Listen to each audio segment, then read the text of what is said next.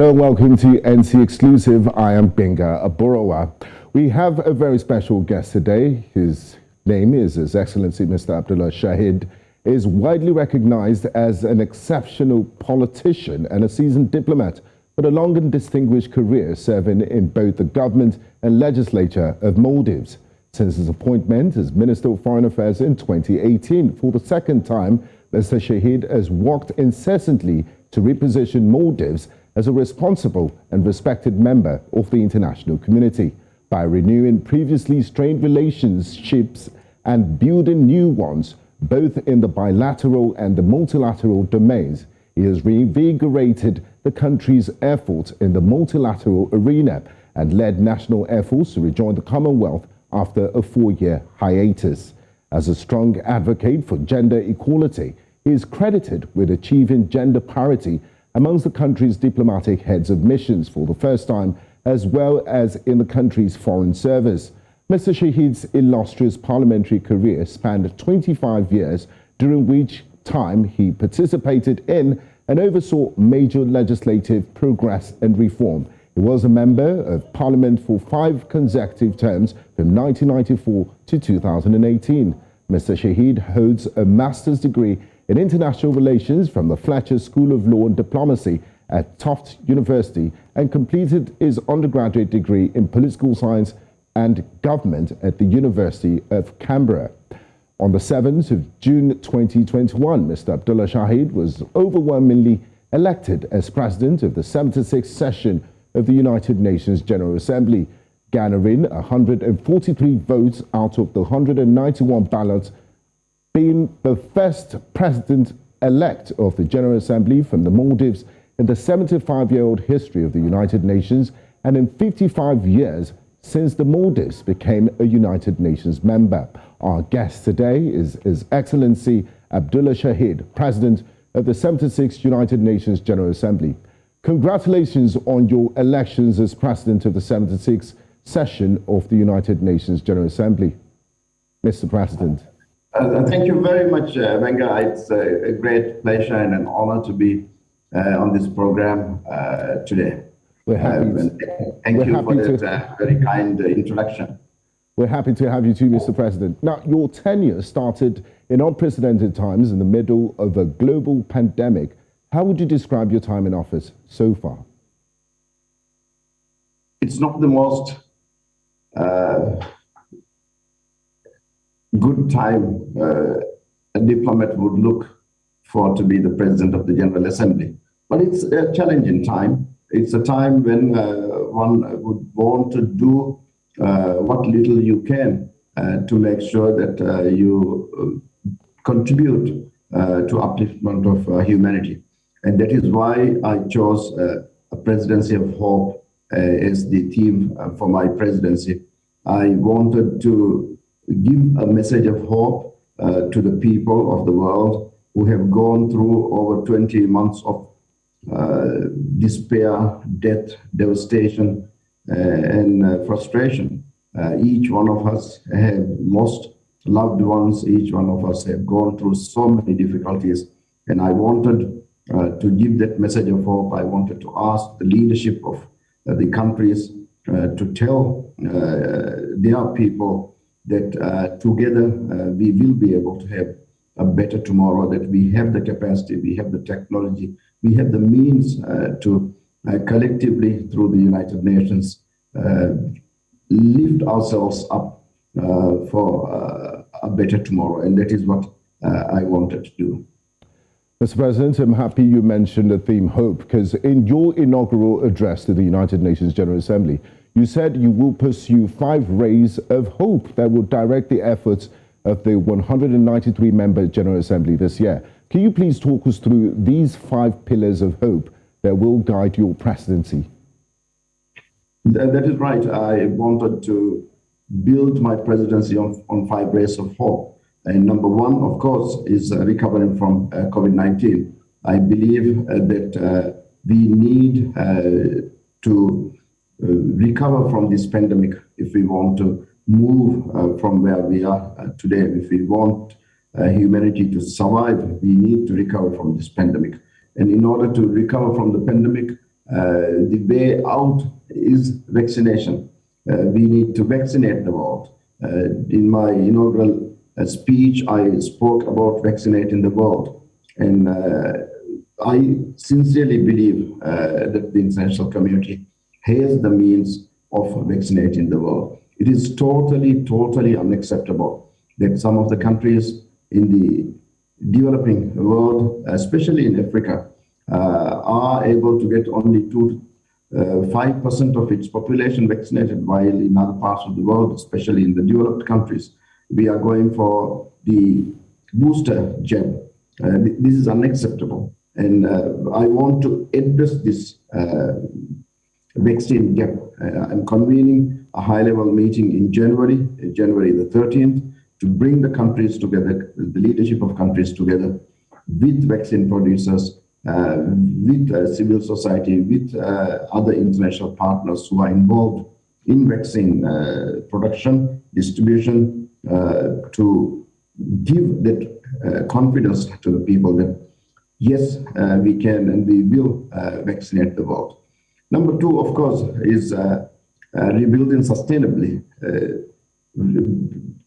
We launched ourselves in 2020 into a decade of action.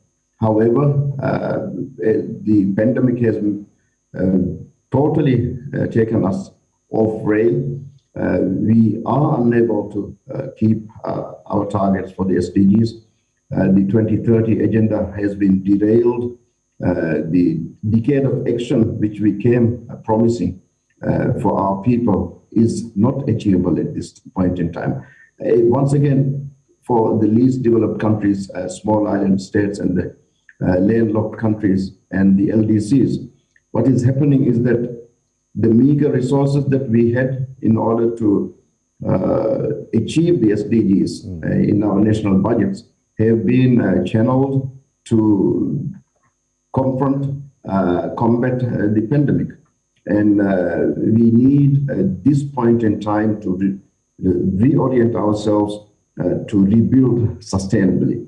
It is good that the LDC 5 conference is coming up in Doha. It is going to be a conference where we will be able to have once in a decade opportunity to adopt a transformative program of action to achieve sustainable development goals. And this is the right time for it.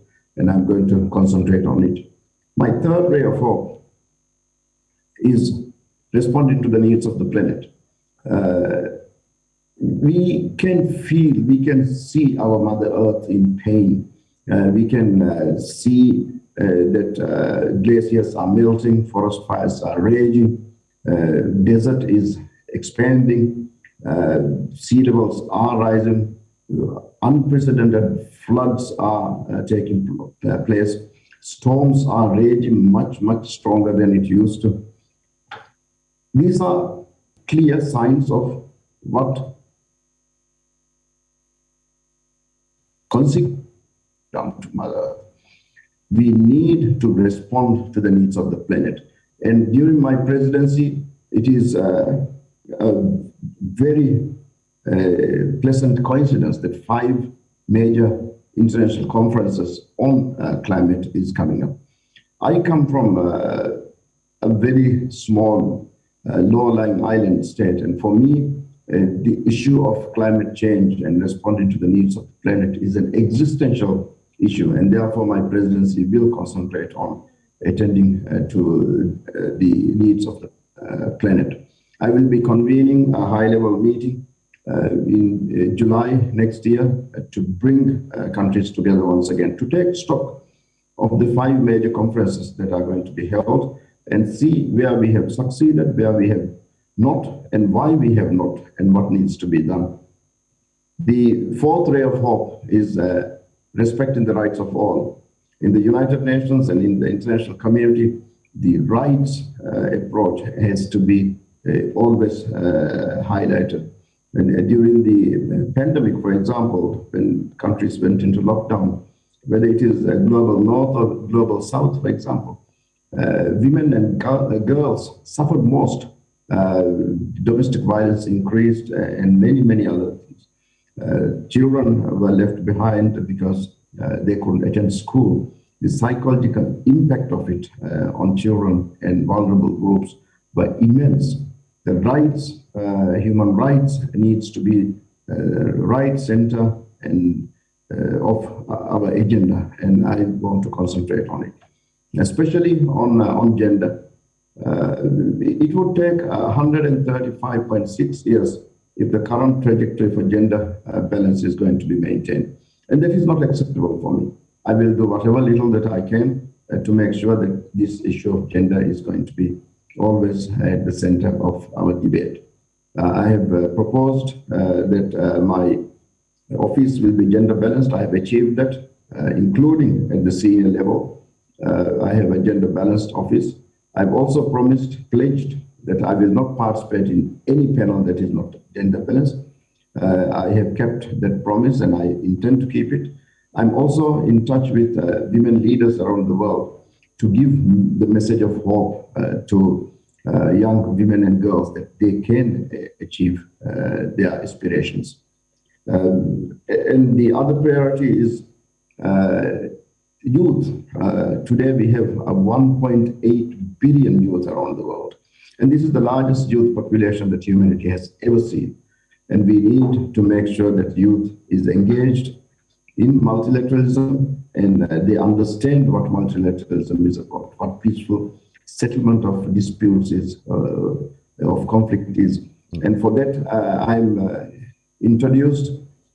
taken an initiative of establishing Presidency of Hope Youth Fellowship Program, where young diplomats from underrepresented countries will have an opportunity to come and work with me so that they will understand how we work, where we succeed, but more importantly, where we fail and why we fail.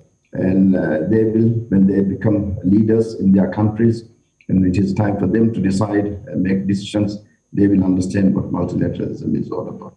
And of course, the fifth ray of hope is revitalizing the United Nations. We need to make the United Nations strong, effective, and relevant. And when we speak about relevance, for example, the Security Council of the United Nations, there's a historical injustice to the continent of Africa. When we look at the Security Council, there is no representation of Africa within the permanent 5 members. These injustices need to be rectified. And I intend to do whatever little I can during my term of 12 months to attend to these things. I may not be able to solve all these things, but if I can contribute in what little way I can, I think I would have achieved a little bit of inspiring hope to the people around the world. Thank you very much, Mr. President. And I must say that a lot of, if not all the pillars you mentioned would chap the channel for our discussion today and the course of our interview. Now, I'm happy you talked about COVID-19, dealing with vaccine equity, unequal access to vaccines and all of that, and you plan to call a meeting to address that. Now, your candidacy for the position of President of the General Assembly was built around the theme of hope, given what is currently happening in Africa with Water's Excellency, the Secretary General of the United Nations, Antonio Guterres, described as nothing less than travel apartheid. And given the continued waves of COVID, unequal access to vaccines and continued strife around the world, how do you plan to bring hope to the General Assembly, especially to people of Africa? Well, to say the least, the response by many countries on this new variant, Omicron, has been knee-jerk. This is the least I can say. The African nations who were able to find the genetic sequencing of this new variant, they were so responsible in telling the rest of the world, look, we have found this new variant. But for them, for sharing this very important information with the rest of the world, for that, those countries have been penalized. Now, this is not responsible. It is totally unacceptable. these instances should be rewarded. The Omicron virus, I spoke to the Director General of WHO 3 days back, and according to the Director General, he is yet to receive the detailed information of what impacts it would take. He said it's too early for him to say. But then the knee-jerk reaction of many countries have really been quite irresponsible. The level of fear mongering has gone beyond. I hope that countries will be more responsible in dealing with these new variants that are going to come up. And also the new variant is there because of the failure of the international community as a whole. We clearly know that no one is safe until everyone is safe. And for that, we need vaccines, not in the developed countries alone. We need it in Africa. We need it in other developing countries. We need to make sure that we understand the message that the COVID pandemic has brought to us. That message is very clear. That is, no one is safe until everyone is safe. On January 13th, when I bring countries together, I'm going to continue to reiterate this message that no one is safe until everyone is safe. And the only way out of this is to vaccinate the world. And let us do it together. I believe that we have the capacity. I believe we have the know-how, and I believe we have the means to do it. Thank you, Mr. President. Another issue on your 5 pillars that would set the ball for your presidency is the issue of climate change. The 2021 United Nations Climate Change Conference, COP26, ended in Glasgow, Scotland a few weeks ago with verdict for most observers as not enough has been done to reduce emissions consistent with avoiding dangerous climate change in decades to come. Your home country, as you said earlier, Maldives, like many other countries, is highly susceptible to the adverse effects of climate change. What are your priorities and strategies in dealing with climate change in your presidency? You're right. We in the Maldives started talking about climate change way back in the 1980s, 87 to be precise. The president of Maldives at that time, attending the Commonwealth Summit in Vancouver, raised this issue of climate change and sea level rise, which was a totally new topic for many of the leaders around the table. From Vancouver, President came to New York, and in the General Assembly, he raised the same issue. In those days, the challenge for us, small island countries, was to convince the rest of the world that this is going to be the fate of not only the Maldives and the small island state, but also the entire world. In fact, our slogan was, "Our fate today will be yours tomorrow." But the reaction has been so far, until recently, it has been that these small islands with little population and the coastal areas they can perish. But then, just like the pandemic, climate change is an issue where no one is safe until everyone is safe. And that is being clearly demonstrated today by the raging forest fires, the melting glaciers, the expanding deserts, and the storms, raging storms. All these are making sure that humanity understands that it is not only the fate of small islands who are going to be inundated by the sea, but also those who are on higher ground are going to face the consequences of climate change now. And I think that is the result of this very clear, vivid experience of many countries. The result is that today in COP26, for example, when I was there, a large number of countries have declared their NDCs. Now it is not whether they would declare it, but it is how much ambition they have. But at least they have decided that yes, this is going to affect us. now. It's not only the small island states that are going to go through it. When you look at COP26, I went there with a message of hope. I convened on October 26th a high-level meeting here at the General Assembly to bring once again countries together, to give political impetus to the debate. At the conference, at the inaugural session of the conference, I told the members that we should have the courage to step back from the edge of the cliff. We are on the edge of the cliff.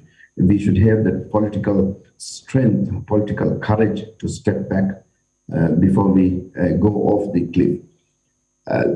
Yes, COP26 was not a great success, but at least it kept the 1.5 alive. Even on the ventilator, it is alive. What we have to understand is that when we negotiate with the 193 countries, we may all not get what we want, but if we can keep on trying, if we can keep on moving, we will get there. And I'm very hopeful that build up to Cairo is the target that we have to have now, and we will be able to get progress by the time we reach Cairo. The question is how long countries like ours can actually survive. And that is why it is an existential threat to us. And that is why we will keep on talking and fighting for this. Because for us, there is no high ground. The only high ground we have is the moral high ground, and we are going to stick with the moral high ground. Thank you very much, Mr. President. And the hope is that by the time we get to COP27, the world would have been able to move the needle positively forward. Now, regarding your fifth pillar, that's reforming the United Nations, there have been many calls for an urgent reform of the United Nations Security Council. I'm sure you might agree with me that current geopolitical realities and the global health crisis make a compelling argument for African representation. Do you support a reform of the United Nations and Africa's call for permanent representation in the United Nations Security Council?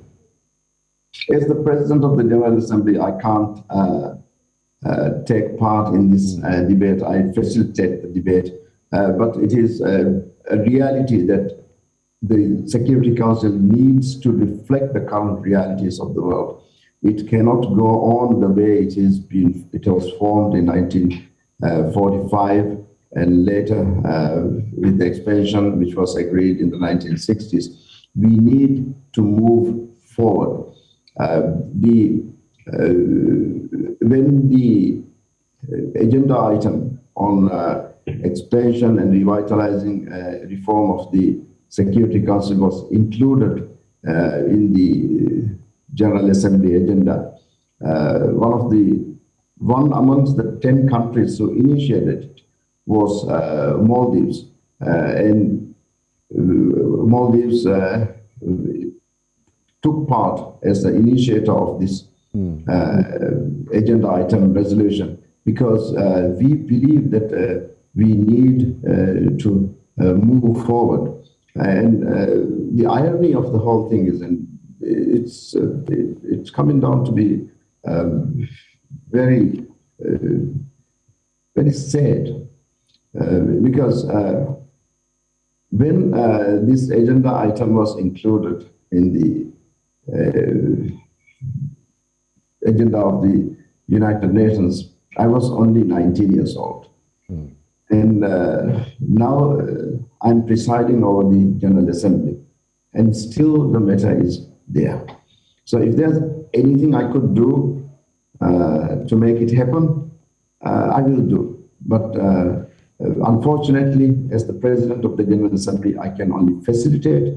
I do not have the magic wand, but I will continue to talk about the historical injustices to the global south, to Africa, and the clear need for the Security Council to be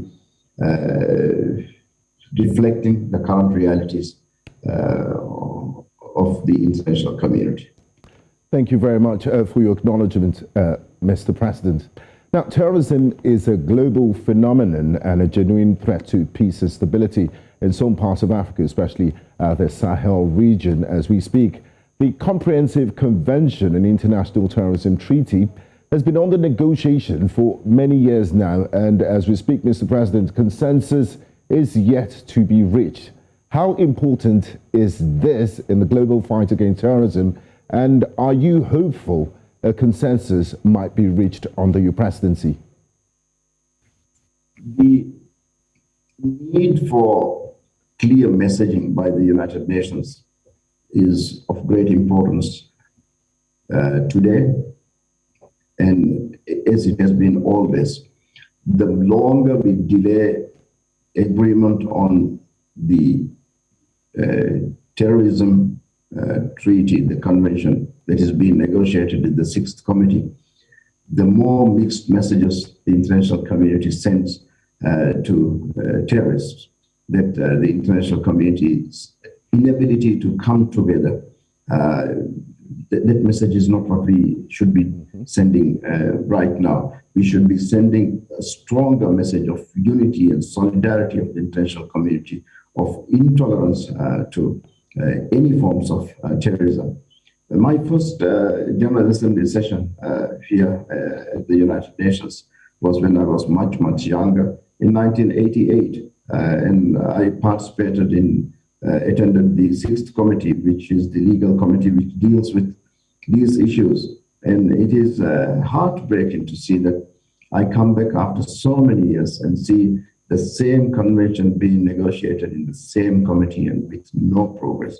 And unfortunately, even during my presidency, did not make any progress on that matter. But we need, there is this highly urgent need for countries to come together and make sure that we agree on how we will deal with terrorism. Now, Mr. President, finally, given your vast experience and your long career as a seasoned diplomat and currently as President of the United Nations General Assembly, what future do you think multilateralism holds in solving global problems? And what would you say to those who question the ability of multilateral organizations, including the United Nations, to put an end to conflicts in Syria, Yemen, Eastern Democratic Republic of Congo, and elsewhere in the world? Multilateralism is the only way forward. Multilateralism is the only way that we will be able to guarantee that we do not once again go off the edge of the cliff. But for multilateralism to survive, we have to make sure that it is felt by the constituents, our constituents, meaning what the Charter says about we the peoples of the world. We the peoples should feel that these organizations and these conferences, the multilateralism, the whole system is relevant, that we work for them.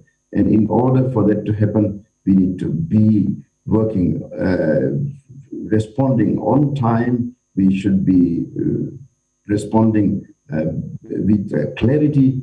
We should be responding with means to resolve these issues. I always refer to former Secretary General Ban Ki-moon's quote in his biography, where he says that as a young boy on the Korean Peninsula, when the war was raging, he lost all hope on multilateralism. But then when he saw the blue helmets come onto the Korean Peninsula, the peacekeepers come on, and then that is where his trust and confidence in multilateralism renewed. And then he later became to be the Secretary General of this organization. Now, there are so many young Ban Ki-moons around the world, the 1.8 billion young Ban Ki-moons around the world. For them, they need the blue helmets to be seen. They need blue helmets carrying the vaccine for them. They need the blue helmets. What I mean by blue helmets is not only the peacekeepers, but also the blue and white flag bearers. We need the blue and white flag bearers to be delivering vaccine on time. We need the blue and white flag bearers to be responding to poverty alleviation. We need the blue and white flag bearers to be responding in time to climate issues. We need results to be seen by we, the peoples, our constituents. Unless that happens, the credibility of multilateralism is going to continue to erode, and that is not what we want for the future. We want a future where these young 1.8 billion youth believes that the only way out of any situation is through peaceful means, and that is through multilateralism. Just before you go, Mr. President, I understand there are a couple of United Nations agencies and organizations that are committed towards ending poverty and world hunger. Poverty is one of the major issues we face on the African continent. I know you're a man of hope, and you always see the glass half full than empty. You're an optimist. What would be your advice to a way out of this challenge of hunger? And do you think we'll have a continent that would be rid of poverty and hunger in the nearest future? The Secretary General convened the World Food Summit this year. I addressed the food summit, and my message was very clear that we produce the world collectively. We produce many times over than what is required to keep the world fed. So better distribution, better use, less wastage, and more international cooperation through which we will be able to make sure that world is not hungry. We need the transfer of technology.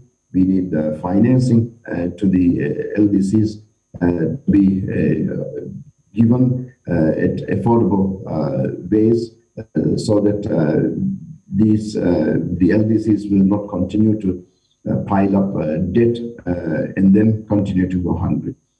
The way out is very clear. We just need to make sure that we go on that route.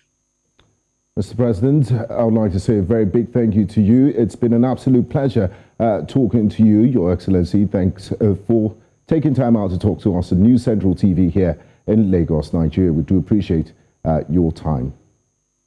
Thank you very much. It's been a great pleasure. Thank you.